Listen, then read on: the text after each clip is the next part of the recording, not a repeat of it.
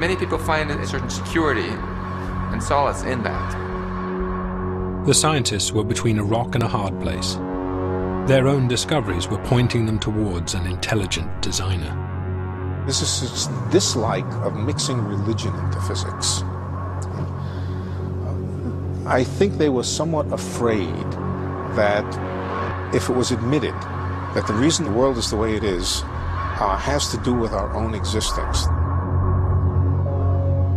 that could be hijacked by the creationists, by the intelligent designers. And of course, what they would say is, yes, we always told you so. There is a benevolent somebody way up high in the universe who created the universe exactly so that we could live.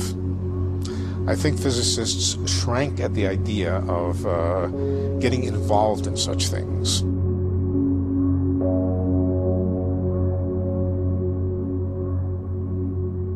Some people say that this apparent fine-tuning of the universe is a brute fact.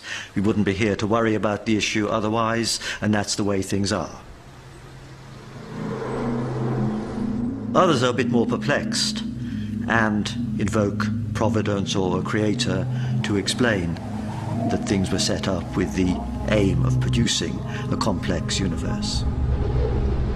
Some people are satisfied with a religious explanation, whereas I think it is a scientific question which deserves to be addressed by cosmologists.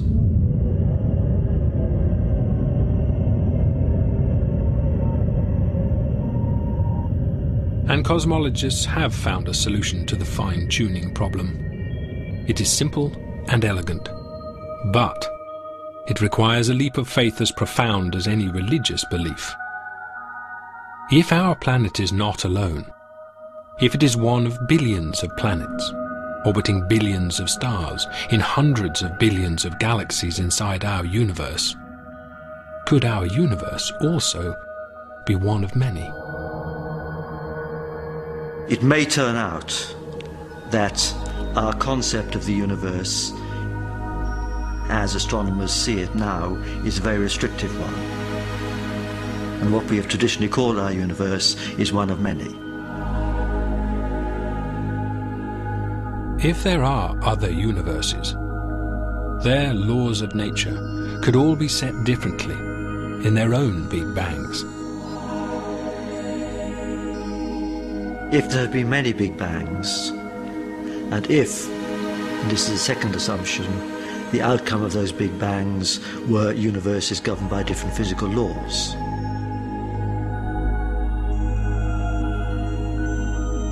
then we could imagine that there would be one universe governed by any particular law we care to envisage.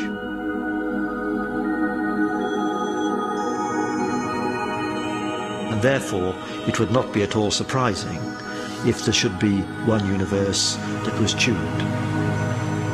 If our laws of nature are only one set of values amongst a limitless possibility of others, then the fine-tuning of our universe once again falls within the laws of chance. Our law of gravity would be but one of trillions of different values for gravity. The same goes for the cosmic constant, for atomic charge, even the numbers of dimensions. Suddenly, amongst all the many possibilities, it's not so surprising that at least one possesses the precise set of laws that allow human beings to evolve. If you go into a clothes shop and there's a large stock, you're not surprised to find one suit that fits. Whereas if there's only one suit, you are surprised. So many universes governed by different laws would remove any reason for surprise at the apparent fine-tuning in our universe.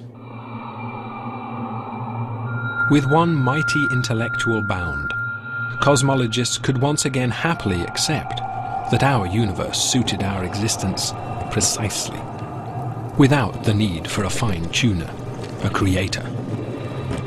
Martin Rees coined a new word to describe the idea. If it turns out that there's more to reality than just our Big Bang, or the aftermath of our Big Bang, then we have to either redefine our universe, or use another word, And I've chosen the word multiverse to describe this whole ensemble of Big Bangs, this whole ensemble of universes. The concept of the multiverse saves the scientific universe at a stroke.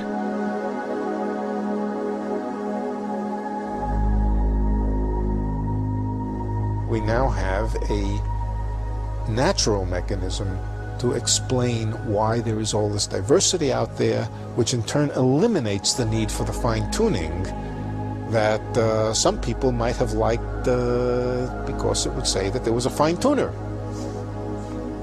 We don't need a fine-tuner.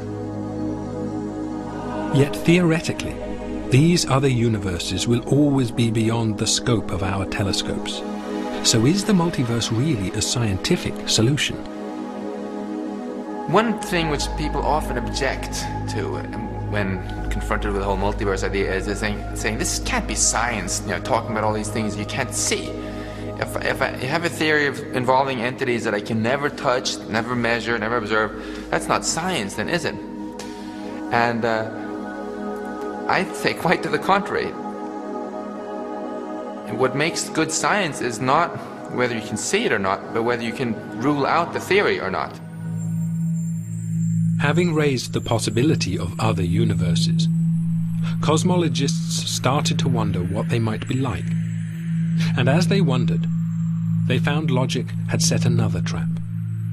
The multiverse idea had set them on a path that led them back, once again, to a creator.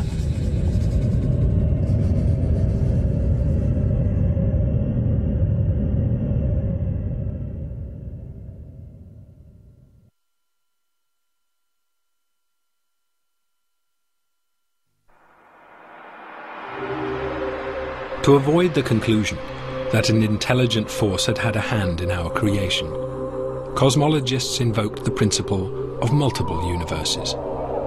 But what potential might those other universes hold for the evolution of complexity? We have no idea how much variety other universes might display, and since we have no contact with them, all we can say is that there must be certain potential for complexity in those universes. It's easy to imagine universes that would be less propitious for life than ours, but of course we may not be in the optimum universe in a sense. We can imagine universes that might be more propitious. These of course will be potentialities far beyond the powers of our brains to conceive, but we can't assume in this grander cosmos that there couldn't be other universes displaying more complexity than ours.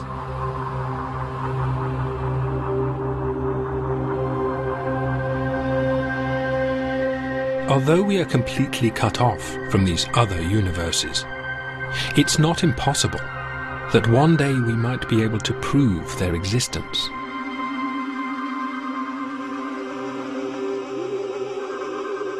I think it's a question that we can't even address at the present.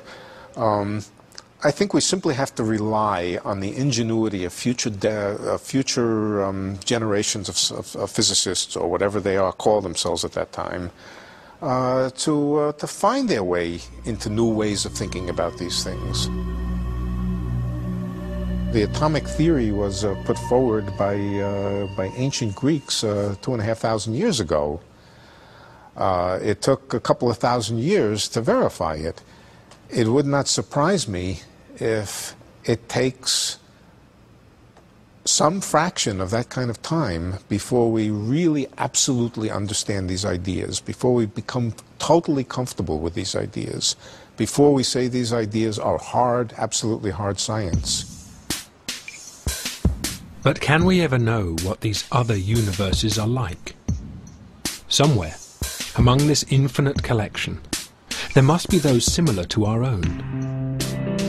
And some of them will be less evolved, and others much more advanced.